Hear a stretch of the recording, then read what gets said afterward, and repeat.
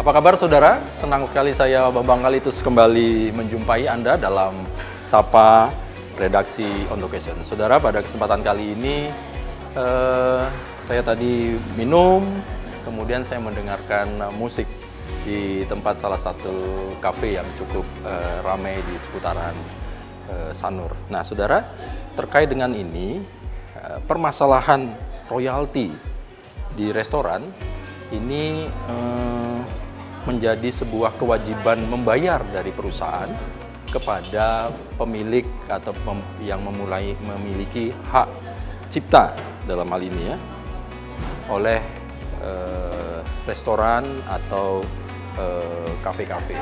Nah, terkait dengan isu atau kasus yang sekarang sedang mencuat di Bali atas gugatan pembayaran royalti oleh salah satu resto yang cukup terkenal di Bali, ini akhirnya menjadi perhatian baik bagi pengusaha dan juga para pelaku yang akhirnya bisa berujung kepada tindak pidana karena dianggap melanggar Undang-Undang Hak Cipta. Nah, kita ingin membahas terkait dengan itu, bagaimana sebenarnya pokok permasalahannya dan kemudian bagaimana sudut pandang dari undang-undang, dari sudut aspek hukumnya terkait dengan hak royalti yang menjadi kewajiban dari para pengusaha restoran dan kafe untuk memberikan pembayaran royalti.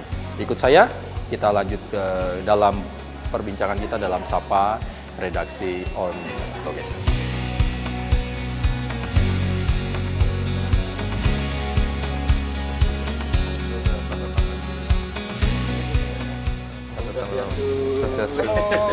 Apa kabar Gus? Baik-baik.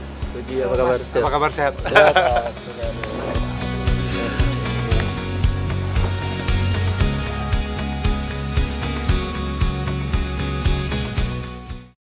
Luar biasa, Om Swastiastu.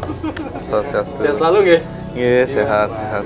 Saudara, kita sekarang akan menyapa ya, di beli Gus Lingge, tapi biasanya beli Jus gitu ya. Yeah. Beliau selaku sekarang menjabat sebagai ketua umum? Iya, Ketua umum BP HIPMI BPD HIPMI Bali. BP HIPMI Bali gitu ya. Iya. Kemudian juga kita mengajak ini pengamat muda lah ya, pengamat muda hukum ya, pengajar dan juga dosen hukum di Fakultas Hukum Universitas Undiknas ya. Undiknas Bali. Kerennya Kiki Syah, tapi nanti nama lengkapnya di bawah.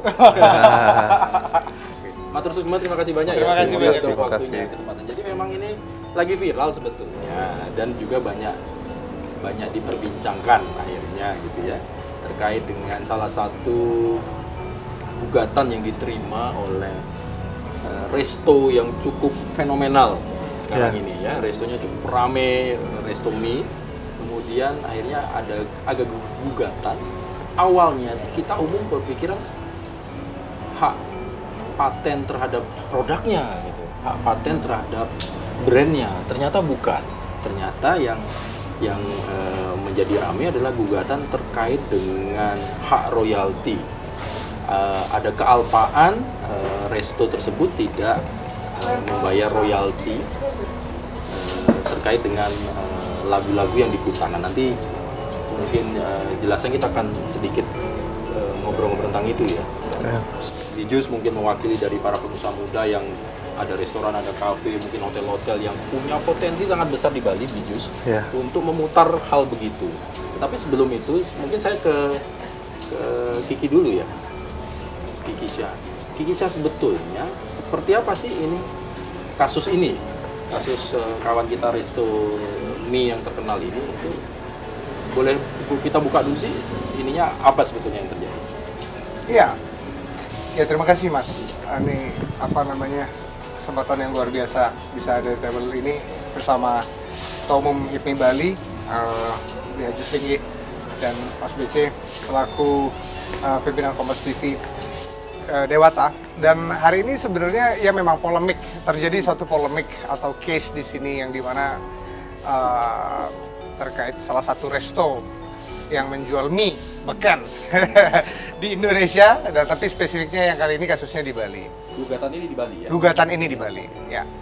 Nah, sebenarnya kan dalam kasus ini kan yang dijadikan tersangka oleh Polda Bali yakni adalah direktur utama dari yang bersangkutan, direktur utama dari yang bersangkutan, yang dimana dalam kasus ini dirinya sudah memegang lisensi terhadap hak putar, ya, hak putar untuk lagu-lagu ataupun yang apa namanya dimainkan di resto tersebut. Sudah memegang lisensi atas lagu-lagu itu. Atas lagu-lagu tersebut dan bukan lagu-lagu itu secara spesifik, melainkan dari lisensi hak boleh memutar di tempat tersebut. Ya kan? Nah, kemudian ada kasus di sini di mana terdapat teguran ya melalui LMKN, ya dari LMKN melalui LMK dan Selmi, Sentral Lisensi Musik Indonesia. LMKM ini Lembaga Manajemen Kolektif Nasional. Ya, dan melalui LMK, Lembaga Manajemen Kolektif, itu kan ada beberapa, ada WAMI, YKCI, kemudian ada AKSI dan lain sebagainya. Nah, pendistribusian inilah teguran inilah yang dilayangkan oleh LMKN melalui LMK dan Selmi sejak tahun 2022. Kalau kita bedah secara kronologi dulu Mas ya, sejak tahun 2022. Nah, tapi tidak diindahkan, begitu kata dari statement yang tersebar rilisnya, dan tidak diindahkan sehingga ditindak nih Mas, ditindak. Jadi upaya ini kan biasanya sudah harus melalui peringatan dulu untuk sekian lama, kemudian dihimbau untuk beberapa kali kan gitu ya. Jadi ini kemudian akhirnya ditindak. Nah, tapi yang melakukan teguran ini Selmi-nya tadi. Selmi dan LMK melalui dari LMKN. Ya. Nah, tapi kan akhirnya ini menjadi polemik karena secara substansial ya, kasus ini terkhusus oleh satu perusahaan ini saja. Nah, ini harus menjadi kembangan nantinya dalam implementasi sosialnya, di mana apakah penindakan ini sudah sesuai dengan edukasi sosial sudah diberikan kepada masyarakat, kepada pengusaha-pengusaha muda. Mungkin nanti beliau bisa menjabarkannya secara lebih spesifik. Nah, tapi jika kita melihat kronologi ini berdasarkan dasar hukumnya, kita mengacu pada dua undang-undang. Ya, dua dasar hukum. Yang pertama adalah Undang-Undang Nomor 28 Tahun 2014 dan PP 56 Tahun 2021. Ya, di mana dalam hal ini adalah Undang-Undang Hak Cipta PP Nomor 56 2021 itu menyatakan bahwa seseorang itu harus memiliki lisensi, dan yang terimplementasi di sini adalah belum ada pagu ini Mas, sehingga kalau istilah hukum adalah kabur norma kabur. Ya, sudah ada regulasinya tapi implementasinya masih belum maksimal. Iya, karena hukum ini kan tidak bisa berdiri sendiri Mas. Ilmu hukum ini kan tidak bisa berdiri sendiri. Dia harus ada faktor sosialnya, faktor ekonominya dan lain sebagainya, sehingga tidak bisa secara tunggal kita membahasnya gitu. Nah, jadi terkait kronologinya sih secara garis besar kurang lebih seperti itu Mas. Jadi memang betul. Jadi tahun 2022 itu sudah pernah ada teguran. Sudah ada teguran. Entah itu bentuknya tertulis atau lisan atau mungkin mungkin sudah ada pertemuan, saya nggak tahu ya, tapi pada prinsipnya sudah ada, tapi kemudian kan ini ngebomnya ini 2025. Yes. Ngebom itu pun kalau kita melihat rilisnya bahwa dari pihak kepolisian yang akhirnya mengangkat itu, karena memang ini ranahnya sudah masuk ke ranah kepolisian ya, karena dianggap tidak kooperatif yang dibuat tadi, akhirnya timbul itu. Satu, yang kedua, jadi yang digugat adalah memutar dalam tanda kutip atau memperdengarkan lagu-lagu atau musik di gerai itu. Iya. Itu ya? Ya, biar keliru, biar masyarakat paham. Jadi ini yang digugat oleh lembaga LMK, lembaga musik, lembaga manajemen kolektif yang dalam hal ini adalah Selmi. Selmi ini kalau kita lihat tuh di antara 14 lembaga manajemen kolektif. Ya, betul ya? Di bawah LMK ini. Oke, kita tahan dulu sampai situ ya. Iya, jadi pada persis benar kalau memang sudah ada dan akhirnya sekarang masuk ke ranah, bahkan mungkin mau naik ke pengadilan kalau tidak salah. Bisa jadi. Bisa jadi ya, karena tinggal menunggu dari pihak kepolisian sudah memanggil, maksudnya ini kan direkturnya yang dipanggil kan, diminta keterangan. Nah, Blijus, ini selaku mungkin pengusaha muda lah ya, mungkin kawan-kawan yang gabungan mungkin dari HIPMI juga, pengusaha muda kan, melihat case ini, melihat kasus ini, apa sih yang pertama kali kemudian mendengar terus akhirnya tahu, apa sih yang terbersit dari kawan-kawan ini, tiba-tiba kayak ada petir atau apa gitu, gimana Bik? Mewakili kawan-kawan ya, Blik ya. Terus terang agak kaget juga sih, maksudnya baru tahu juga ada hal yang kayak gitu. Dulu sempet dengar ada memang persoalan di yang paling terkenal itu kan yang Pak Ahmad Dhani kan dengan Dewa 19 dan lain-lain. Saya terus terang saya kurang paham detailnya seperti apa ya. Cuman yang saya bingung itu nanti gini loh. Saya juga baru tahu nih tadi diskusi ada 14 LMK bentuknya. Oke. Nah, ketika kita sebagai restoran misalnya contoh. Nah, kita bayarnya kemana sih? Gitu. Cara membayarnya gimana, bayarnya kemana, untuk lagu yang mana aja. Karena obviously kan kita kalau kita berbicara masalah royalti itu kan harus spesifik juga. Dari 14 LMK ini apa udah membawahi seluruh lagu yang ada ataupun yang diperdengarkan di Indonesia? Itu yang pertama. Yang kedua, kalaupun iya, ada nggak sih kayak portal di mana kayak klik, oh saya mau dengerin lagu A, B, C, D, E gitu misalnya. Oh ini megang LMK-nya ke sini gitu, bayarnya ke sini. Nah itu saya belum tahu ya, mungkin saya bisa belajar di forum ini. Cuman lalu yang ketiga adalah kalau kita sebenarnya simple aja, apalagi UMKM itu nggak pernah kok mikir sampai kayak harusnya lagu ini diputarnya di sini lagunya ini gitu. Biasanya kalau udah bikin restoran, biasanya tuh yang megang itu biasanya di HP yang juga berhubungan sama Gojeknya juga, sama Grabnya juga gitu. Itu dipakai nyetel lagu. Dan biasanya kebanyakan masih Spotify, ataupun kalau pakai Spotify dia pakainya yang gratisan. Nah, mungkin juga banyak yang mungkin yang levelnya agak tinggian dikit, dia bayar Spotify-nya. Nah, Spotify-nya sendiri kan udah bayar tuh ke royalti ke artisnya. Nah, ini gimana? Harus double bayar lagi?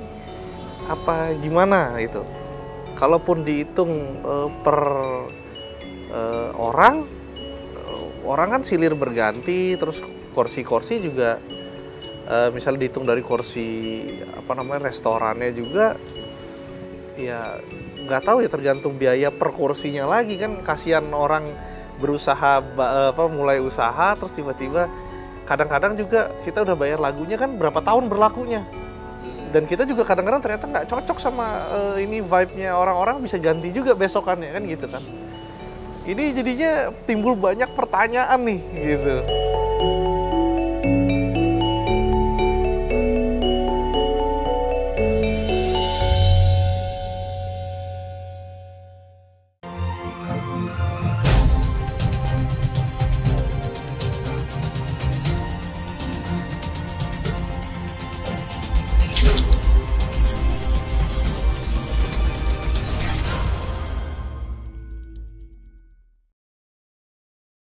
Jadi kalau selama ini memang sama sekali tidak ada ya, apa maksudku?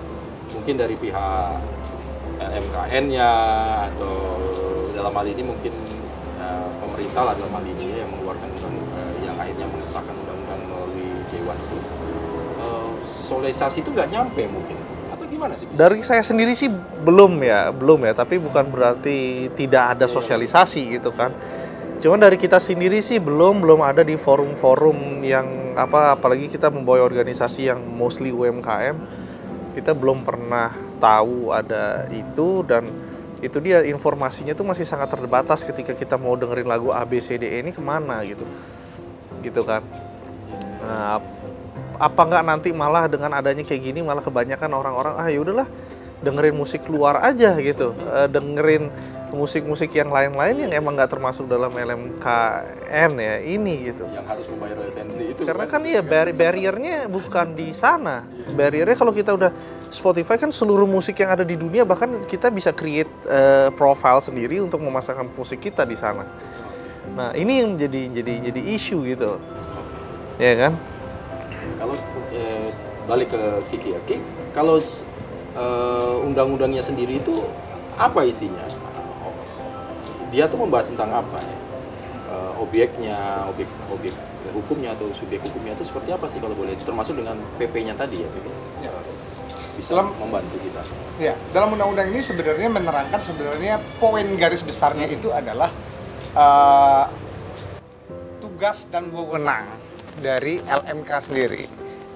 LMK sendiri, di mana LMK ini sebagai penghimpun dan pendistribusi royalti. Penghimpun dan pendistribusi royalti, ya. Nah, penghimpun distribusi royalti dan menerangkan bahwa setiap subjek-subjek hukum yang tertera, baik itu pemilik suatu usaha, kemudian itu adalah seperti di sini kategori ada pub, restoran, kemudian karaoke, itu semua ada prosedurnya yang diatur secara lebih rinci. Nah, tapi sebenarnya yang saya pengen bahas begini, Mas. Akan ada dua potensi di sini. Jika terjadi ini ada dua lokasi penanganan hukumnya, yakni adalah pengadilan niaga dan pengadilan negeri. Iya, terkait ini adalah kalau urusannya itu terkait dengan label atau LMK ini dengan pemilik musik, maka dia akan masuk dalam peradilan. Di sini adalah peradilan niaga. Karena di situ urusannya dia sudah make agreement dalam konteks kekayaan intelektual. Nah, akan ada terjadi PMH, pelanggaran perbuatan melawan hukum, yang itu akan ditindak di pengadilan negeri. Nah, kalau di Bali sendiri pengadilan niaga ada di Surabaya kan. Nah, kalau misalnya kita melihat ada asas hukum pidana namanya nullum delictum nulla puna sine previa legi punali. Tidak ada satu tindak pidana yang dianggap salah jika belum ada peraturannya. Nah, ini kan sudah ada peraturan, tapi apakah serigid itu, serinci itu? Karena nanti pada saat putusan akan ada dua klausula yang muncul, materi dan imateri, kan begitu.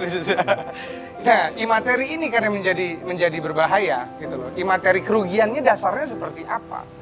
Sehingga tadi yang sempat saya sampaikan di awal, ini terjadi norma kabur. Undang-undangnya sudah ada, tapi implementasinya belum maksimal. Gitu, Mas Vijay. Oke, ya. Wah, jadi memang kalau yang kita melihat sekarang update-nya mau ke niaga atau ke ini belum tahu. Belum tahu. Karena masih dalam proses. Dalam apa ya? Masih ada negosiasi. Iya. Mediasi bahasa hukum. Yes, betul. Mediasi. Karena memang kalau kita melihat ya ini kalau tidak pasti mungkin di JUS, tidak ada kepastian atau masih kabur ini. Bali ini kan potensi untuk terjadinya pelanggaran besar sekali. Berapa ribu resto, kafe, hotel. Bahkan kalau tidak salah undang-undang itu termasuk ke lembaga penyiaran juga, radio, gitu macam. Televisi itu juga ada diatur juga dalam undang-undang itu untuk membayar royalti. Tapi sekarang kita fokus ke ini, kan resto, kemudian kafe, hotel yang memperdengarkan itu. Bali potensi Jus. Gimana melihat ini kemudian apa yang bisa kita ambil? Saya bingung sih, maksudnya kasihan ya, karena di Bali tuh banyak live music juga ya. Betul. Karena sekarang gini, kita mau memang royalti ini mungkin dibuat untuk melindungi hak ciptanya para musisi ya, pencipta dan ini.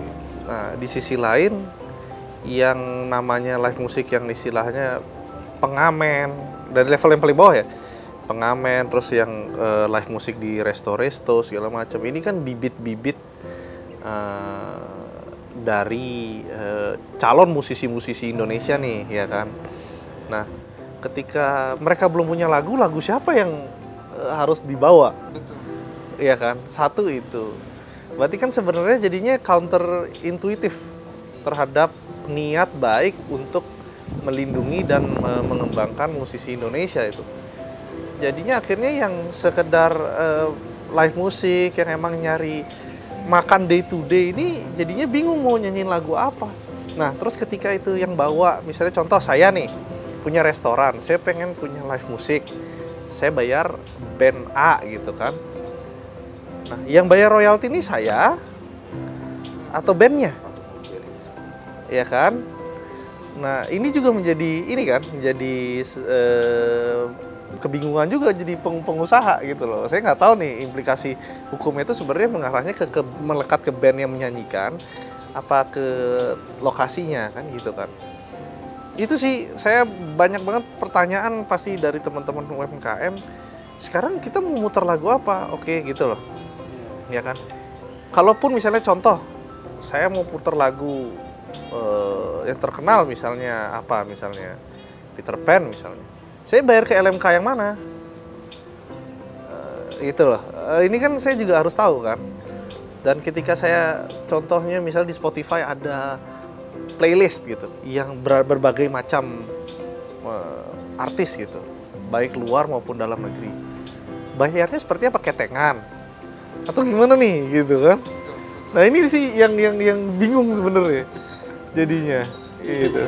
Jadi kemudian yang harus proaktif siapa gitu? Iya gitu. Kita atau memang dari pihak LMK-nya mengeluarkan list ini yang free, ini yang berbayar gitu kan? Kadang-kadang kan ada juga musik-musik yang free kan? Kalau free, pengertian free misalnya di aplikasi tertentu itu, aplikasi hijau itu, free itu apakah free-nya itu bebas, betul-betul bebas dari royalti atau hanya free karena tidak berbayar menggunakan aplikasi itu kan? Betul. Ini kan ya, apa ya? Ya masih membingungkan gitu ya. Kalau saya sih ngelihatnya gini ya, izin ya. LMK ini ada 14, membawahi berapa artis di Indonesia. Oke, saya misalnya contoh saya mau bayar. Saya mau pastiin itu nyampe nggak duit yang saya bayarkan ke artisnya. Jangan sampai artisnya nggak expect dibayar, tapi lebih kayak yang penting disebar luas aja lagunya, tapi diambilin royalti juga sama LMKN. Di situ nggak mungkin namanya lembaga ini tuh pasti dia dari 14 ini dia sebagai distributor dan ini pasti dia ngambil margin, ya kan? Jangan sampai juga dia ngambil margin karena kan gimana caranya artis itu juga ngitung berapa kali diputar di tempat yang mana, kan gitu kan? Berarti kan biasanya kan either bayarnya fix ataupun variabel. Nah variabelnya ini kan banyak sekali. Nah fair nggak buat artisnya? Iya kan? Jangan sampai artis yang ngegratisin malah LMK-nya malah nyuruh bayar dan terus kitanya yang dipidana kan repot juga. Ini kan terlalu maksudnya terlalu ruwet gitu. Kalau kita membaca referensi itu kalau lembaga manajemen lembaga manajemen kolektif ini ya ini kalau tidak salah kan 14 ini itu satu memang pembagian genre atau bisa jadi juga karena pembagian tempat sepertinya ya. Iya. Jadi kalau resto dan ini tuh LMK ini, kalau nyetelnya di mana atau bentuknya apa LMK yang ini, mungkin kayak gitu ya, betul ya?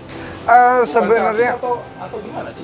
Nah, implementasi itu kan modelnya pemberian kuasa, Mas. Pemberian kuasa. Jadi tidak terspesifikasi. Bisa satu LMK itu menentukan objeknya itu tidak hanya soal resto aja. Jadi satu LMK bisa ke resto, ke karaoke, ke pub, kayak gitu lah Mas. Jadi LMK ini hubungannya, perjanjiannya dalam tanda kutip, perikatannya itu bersama dengan pemilik lagu dan Pemilik pencipta lagu ini. dan pencipta ini. Oh, gitu. Jadi pemberian kuasanya itu. Nah, tadi ya saya sepakat betul sama Biajus tadi karena konsepnya itu seperti ini. Ini kan memang berarti siapa yang menaungi ini? Ini kan di bawahnya Kumham kan. Kalau sekarang Kementerian Hukum, ya kan. Nah, harus ada edukasi yang optimal kepada subjek-subjek hukumnya. Yang dimaksud di subjek hukum di sini adalah terkait juga adalah pengusahanya, ya kan. Kemudian pemilik lagunya jangan sampai ternyata sudah diputar berkali-kali juga nggak dapat. Nah, itu kan itu juga menjadi permasalahan kan. Nah, edukasinya yang harus optimal. Nah, dalam konteks implementasinya memang yang seharusnya kalau misalnya event organizer gitu, habis itu nggak menggunakan artis asli tapi lagunya pengen diputar dan menggunakan artis lokal gitu. Terus pengen lagunya artis nasional itu dinyanyikan IO-nya yang harus bayar. Itu. Berarti dalam konteks ini yaitu adalah penyelenggara berarti pemilik tempat. Gitu. Pemilik tempat yang harus membayar. Itu ada ya? Yes, ada aturannya. Itu masuk dalam PP 56 2021. Nah, sehingga dalam kasus ini kan ada banyak potensi kemunculan mata pisaunya ini, Mas. Pidananya adalah hukuman bagi artis tersebut dan juga perdatanya, keperdataannya. Benar yang tadi kekhawatirannya Biajus sampaikan. Ini yang dihimpun ini sampai langsung nggak ke artisnya, ke musisinya. Nah, itu harus ada implementasi hukum yang sangat-sangat konkret, yang sangat-sangat transparan, yang sangat-sangat jelas. Kalau kita memberikan satu perbandingan, Mas ya, perbandingan. Ada kalau di Jepang itu kita satu alat seperti Shazam, aplikasi Shazam itu tuh ditempel di resto-resto. Ya, sehingga auto dia. Oh, dia mendetek sekian kali diputar. Ya, nanti dihimpunnya mungkin 6 bulan sekali ya. Itu kan lebih relevan gitu, sebenarnya. Nah, itu yang tadi saya maksud, Mas. Berarti hukum juga harus bersandingan dengan ilmu teknologi. Hukum juga harus bersandingan dengan ilmu ekonominya gitu. Dari pengkajian hukum mungkin bersama Biajus kan di Dewan Pak Biajus ya. Sebagai Biajus di Dewan juga memang mungkin Biajus pasti dalam implementasi untuk pembuatan kebijakan itu kan pasti hukum tidak berdiri sendiri karena background juga ada pengusaha dan lain sebagainya. Nah, ini yang menjadi highlight besar bagi implementasinya ke depan gitu. Kurang lebih gitu.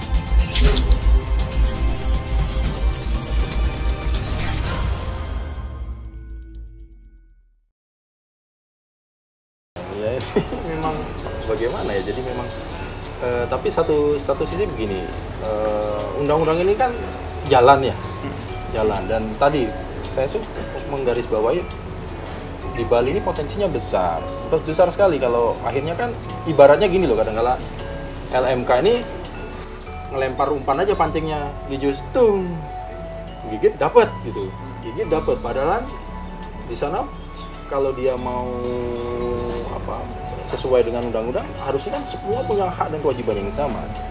Tetapi karena tadi teknologinya, pendekatannya, cara metodenya itu yang masih dipertanyakan juga kan.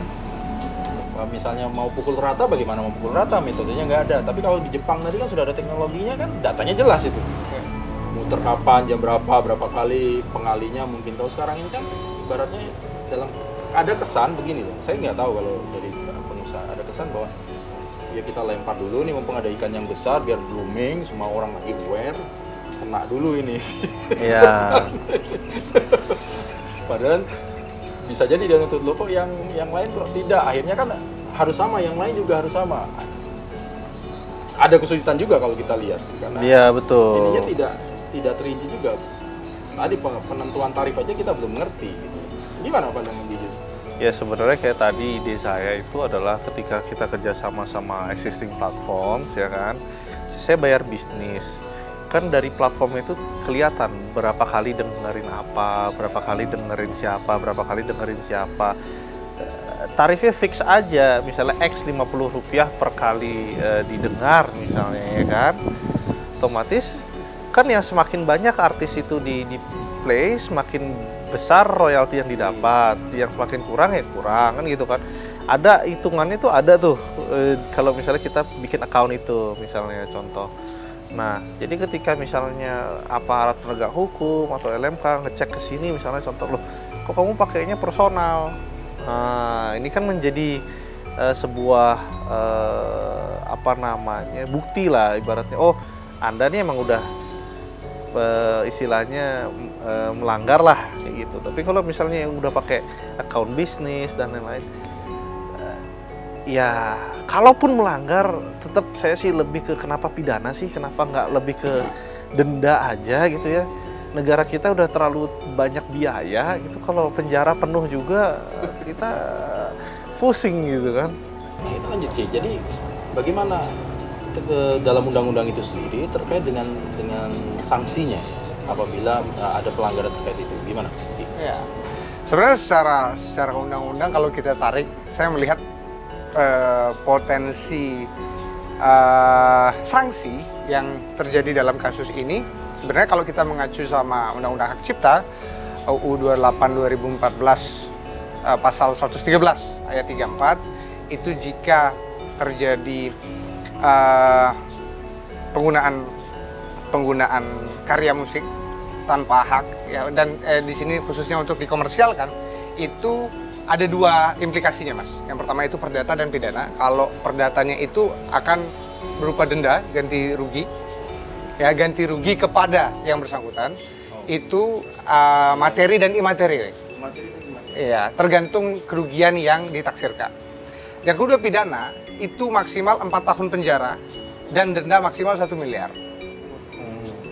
Nah, itu yang menjadi implikasi kalau kita mengacu kepada undang-undang, kalau kita bicara letter of. Nah, tapi kan kembali lagi, apakah implikasi ini harus maksimal sesuai dengan sampai 4 tahun penjara atau sampai 1 miliar? Kan bukan itu. Itu harus ditaksir lagi kembali, pengkajiannya seperti apa, bagaimana prosedur, karena ini hasil pidana, bagaimana prosedur tuntutan jaksanya relevan apa tidak, ya kan. JPU memberikan tuntutan seperti apa hingga hakim nanti yang memvonis. Jadi kalau implikasi potensi hal tersebut ada dua, perdata dan pidana tersebut. Tapi selalu kan ex aequo et bono, mohon keputusan yang seadil-adilnya, supaya ini implikasinya panjang soalnya kan, betul bagi pengusaha ya Biajus ya. Ini kalau UMKM kemudian yang belum tereducate itu seperti apa gitu. Nah itu sih harapannya. Mungkin Mas terakhir nih, mungkin apa yang ingin disampaikan di Biajus terkait dengan tadi ada sanksinya ya luar biasa, 4 tahun gitu, 1 M bahkan belum denda-denda ya. Kemudian bagaimana urusannya dengan ya ini kan ada sektor usaha, harus pengusaha atau usahawan ini kan ya harus gitu. Iya betul, nggak bisa dipukul rata sih kalau menurut saya itu. Kenapa nggak dipisahkan yang namanya UMKM, klasifikasi yang UMKM mana yang tidak harus membayar misalnya royalti karena memang permodalannya sangat kecil, misalnya contoh. Karena kan di negara kita pun juga untuk pajak penghasilan juga di bawah sekian juga tidak bayar pajak kan gitu kan.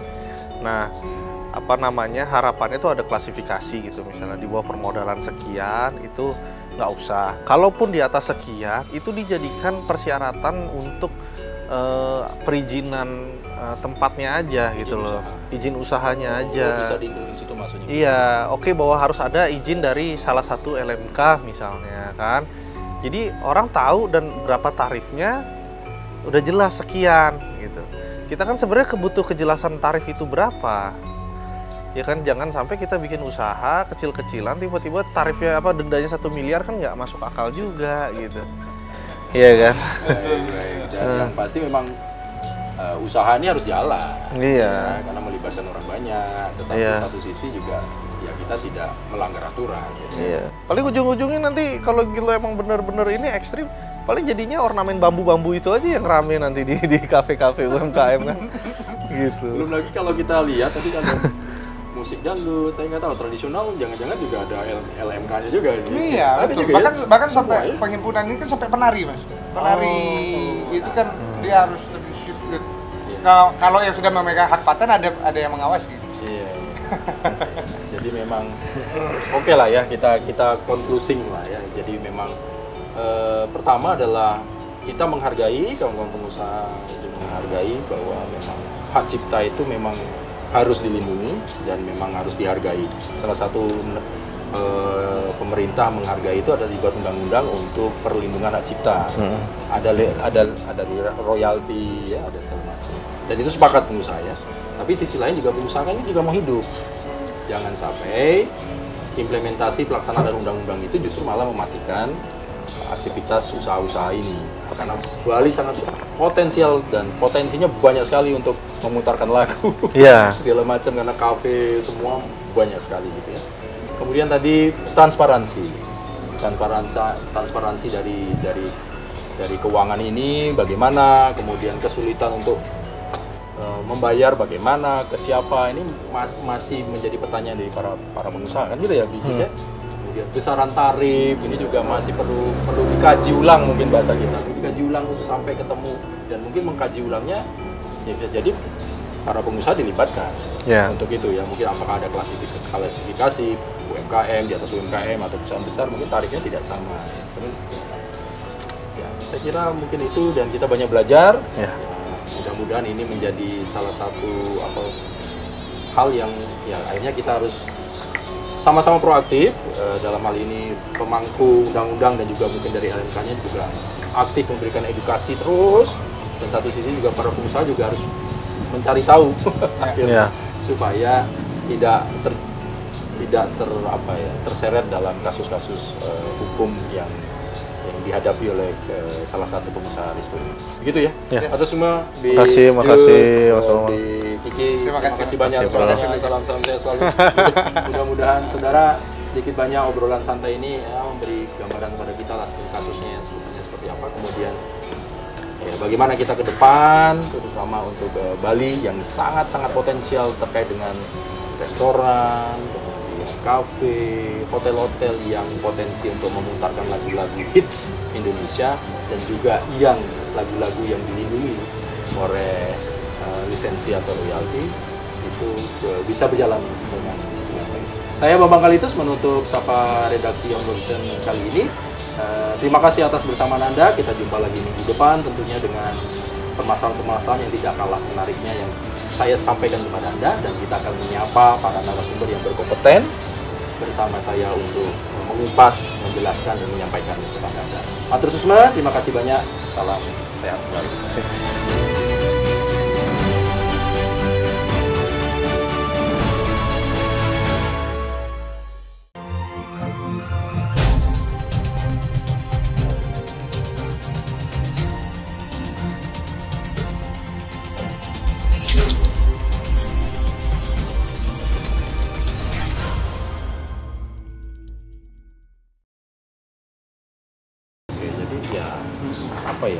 Ya ini menarik ya, jadi akhirnya kan mau nggak mau harus aware nih para pengusaha ini di JUS akhirnya, karena memang kalau kita melihat secara undang-undang itu diatur, PP-nya juga ada.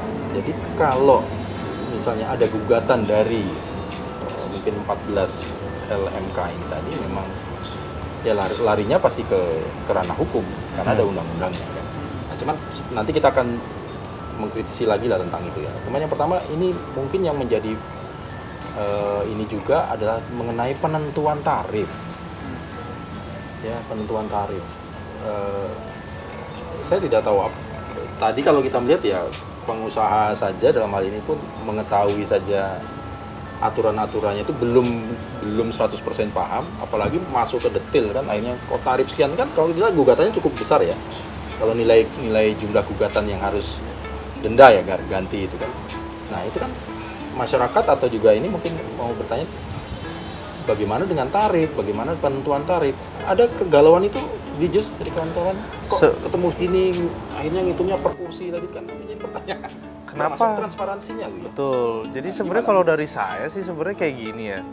Kenapa sih nggak meniru polanya Spotify aja gitu kan? Bahwa misalnya contoh ketika suatu tempat restoran, kafe segala macam itu subscription base aja.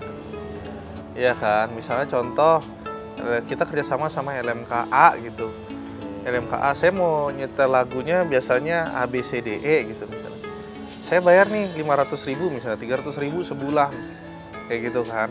Udah LMK-nya yang ngurusin dong. Ngomong sama artisnya segala macam ini loh. Jadi ketika artisnya nanya juga, lagu saya diputar di mana aja ya? LMK-nya juga punya data. Gitu loh. Jadi maksud saya gini, jangan mempersulit kita yang mau bayar, gitu kan? Pada dasarnya tempat-tempat usaha pasti mau bayar, walaupun memang dengan additional cost ini, obviously akan mengganggu cash flow. Tapi ya di sisi lain, permudahlah cara kita membayar, gitu. Jangan kita nggak tahu kemana larinya, kita yang disuruh, kamu harus bayar kemana? Ya cari sendiri. Maksudnya, ayo dong, maksudnya LMK dikasih kuasa oleh artis. Ayo dong sama-sama kita kerja gitu kan. Udah kamu daftar di sini ya, LMK saya nih misalnya, nanti saya yang pastiin royalti ini yang Anda bayarkan ke saya akan pastikan sampai ke artis-artis yang terkait gitu. Jadi apalagi tadi katanya LMK-nya dipisah, ada yang resto cafe, ada yang ini, ada yang itu. Yang saya raguin lagi itu adalah ketika misalnya contoh karaoke night misalnya. Nah ini kemana nih ininya nih? Lari bayarnya kemana? Jangan sampai malah aturan itu malah menjebak kreativitas gitu. Ya kan? Jelas aja udah sekian, bayarnya sekian gitu. Nah, yang menjadi pertanyaan saya, kenapa sih mesti pidana? Kenapa sih dikit-dikit itu selalu pidana? Kenapa, kalau emang ada kerugian, kenapa nggak, bayar kerugiannya berapa, denda lah berapa, jelas dendanya sekian. Ketika sekian bulan belum bayar, udah bayar aja dendanya sekian. Gitu loh. Karena dengan adanya pidana itu, satu, orang di penjara tuh ada biaya loh di penjara. Gitu. Sedangkan katanya kita satu efisiensi, ada defisit anggaran, tapi kenapa aturan kita tuh selalu basisnya itu pidana gitu. Sedangkan di negara maju rata-rata pasti fine deh. Dia pasti denda gitu. Nah, dendanya pun jelas sekian. Itu kan sebenarnya membantu keuangan negara juga, daripada dengan adanya pidana nih malah dimanfaatkan oleh oknum-oknum kan sebagai bahan pengancaman. Iya kan? Kenapa nggak arahnya tuh ke denda gitu? Ya, denda uang, denda administratif. Dan jelas dendanya berapa? Misalnya per bulan nggak bayar sekian. Ya kan? Jangan denda, tapi tiba-tiba berapa juta kan nggak make sense juga gitu loh. Kenapa sih nggak dibikin kayak gitu? Dan kenapa kalau dengan kayak gini terus penindakannya sangat-sangat ketat, penjara penuh. Biaya lagi buat. Kalau pandangan dari hukum gimana itu? Apakah undang-undang itu ujungnya, maksud saya gini, apakah ini bagian dari pidana gitu? Tapi kan tadi kamu bilang bisa pidana, bisa niaga juga. Tapi ya, enaknya sebetulnya gimana sih kalau tentang hak cipta lo ya? Itu kalau menurut Kiki gimana Kiki kalau Anda melihat? Ya, kalau melihat itu ya betul. Sebenarnya ada unsur kepidanaan ini juga yang sebenarnya kan nggak bisa, ya tadi sepakat sama beliau aja, tidak bisa semata-mata harus ujuk-ujuk langsung pidana gitu, harus ditersangkakan. Sebenarnya kalau kita melihat kasus ini, menurut saya ini harus balik ke agak hulu gitu Mas, agak atas, dimana kalau asas hukum itu namanya lex specialis derogat lex generali, ya kan? Suatu hukum khusus itu mengesampingkan hukum yang lebih umum. Dalam artian Undang-Undang 28 2014 dan PP 56 2021 ini dalam konteks terbukti akhirnya masih ada beberapa fenomena seperti contohnya di salah satu perusahaan mie ini. Nah, berarti kan pagunya ini belum ada, Mas. Pagu tarifnya. Kalau hitungannya per kursi, per kursinya berapa? Ya, per kursinya itu berapa? Atau misalnya adalah daya takarnya itu, apakah tergantung engagement sang artis kah? Atau dari followersnya kah? Nah, Iya. Atau tidak viralnya. viral Iya. atau tidak viralnya kan? Nah, ambigu. ambigu. Nah, kebanyakan kan yang sekarang adalah kalau penyanyi yang nggak terkenal banget, belum terkenal banget, kalau dinyanyiin di tempat umum malah alhamdulillah, malah bersyukur, malah menjadi marketing berjalan gitu kan. Nah, tapi kan ada beberapa yang mengkomplain itu gitu. Nah, ini menurut saya adalah harus lebih ada satu regulasi yang spesifik mengatur dan disertai dengan komparasi-komparasi teknologi yang ada. Gitu kan.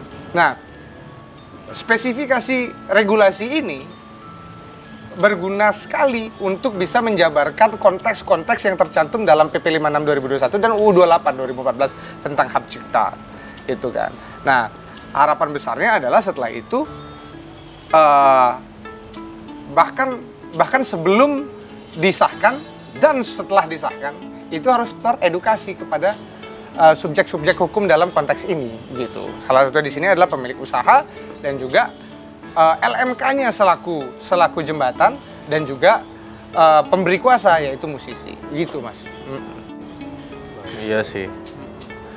Dan saya ngeliat juga kayak gini loh, saya bingung juga kalau misalnya pidana gitu kan, masuk penjara.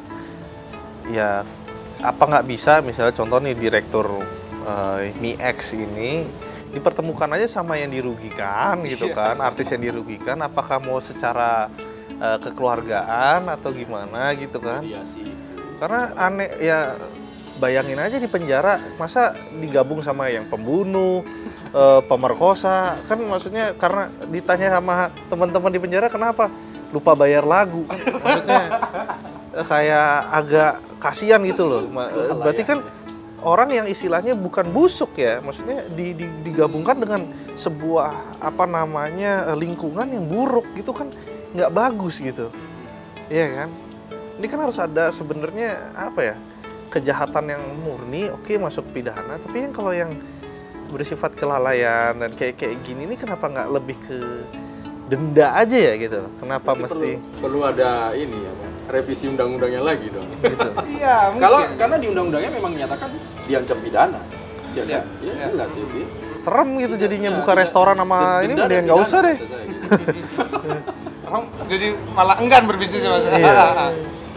Tapi ini menarik, kemudian misalnya pengusaha akhirnya kan ada selentingan juga. Ya udahlah kalau gitu kita nyetel lagu-lagu yang dari luar aja yang potensi untuk membayar lisensinya itu tidak ada gitu kan.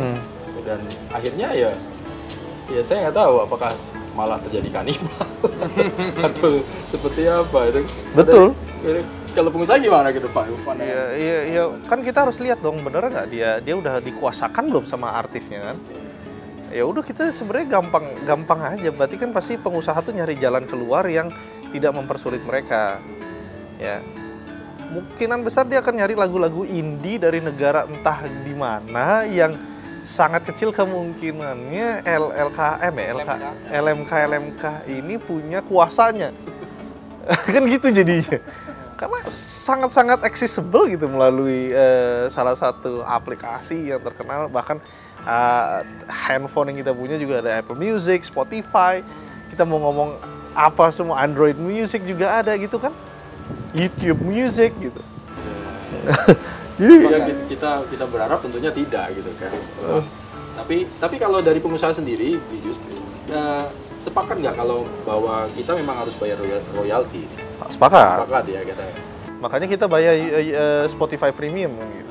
Karena menyadari itu ya. Iya, cuman kan kita nganggapnya kita udah bayar nih gitu. Iya.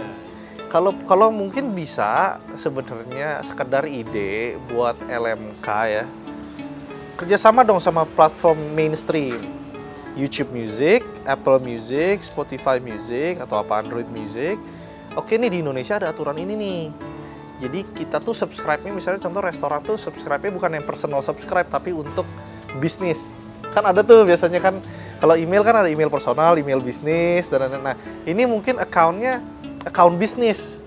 Jadi itu udah include pembayaran ke LMK. Gitu loh. Jadi untuk menghindari apa yang menjadi polemik sekarang ini gitu loh. Jadi misalnya kalau yang personal misalnya 70.000, 80.000, mungkin yang bisnis jadinya 180.000, 200.000 gitu loh. Jadi kita tahu bahwa kita udah bayar kok ini. Nah, dan LMK juga akan daya jaringnya akan jauh lebih besar kalau misalnya bekerja sama dengan platform existing. Ya kan, daripada kita yang ini Head to kenapa? head jadinya. Iya, Kan bingung LMK dong. dengan usaha head to head ya. Jadi bingung kita. Ya kan, mereka kan udah ada platformnya. Ini loh aturan di Indonesia ini, kalau Anda tidak ini, kita blokir misalnya contoh di Indonesia. Kayak gitu-gitu kan bisa sebenarnya. Betul. Kurang lebih seperti itu sih. Iya.